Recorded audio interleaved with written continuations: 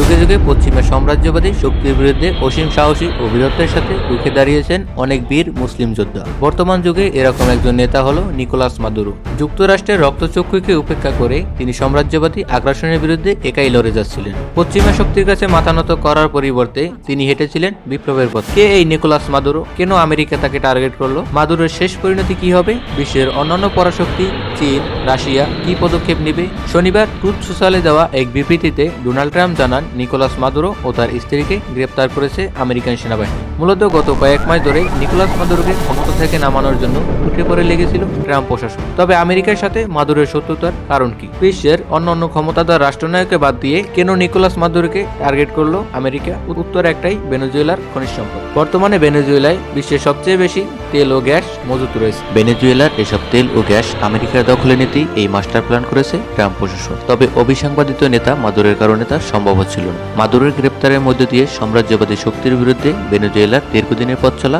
ভেঙে পড়ল। ভেনেজুয়েলার মানুষের কাছে তিনি শুধু একজন প্রেসিডেন্ট নন, বরং একজন অভিভাবকও। সাধারণ বাচ্চা লোক থেকে নিজের যোগ্যতায় ও নেতৃত্ব বলে 1998 সালে তিনি ভেনেজুয়েলার ডেপুটি স্পিকার হন। 2013 সালে তিনি অন্তর্বর্তী সরকারের দায়িত্ব পালন করে ক্ষমতার কেন্দ্রবিন্দুতে চলে আসেন। 2014 সালে তিনি ভেনেজুয়েলার প্রেসিডেন্ট নির্বাচিত হন। এরপর দীর্ঘ এক যুগ তিনি সাম্রাজ্যবাদী শক্তির বিরুদ্ধে লড়াই করেছেন। তার শাসনামলে মূল্যস্ফীতি, খাদ্য সংকট চরম আকার ধারণ করলেও দিন শেষে তিনি আমেরিকানদের হাত থেকে ভেনেজুয়েলাকে রক্ষা করেছেন ভেনেজুয়েলার খনিজ সম্পদ। এ কারণেই তাকে বলা হয় দ্বিতীয় সাদ্দাম হোসেন।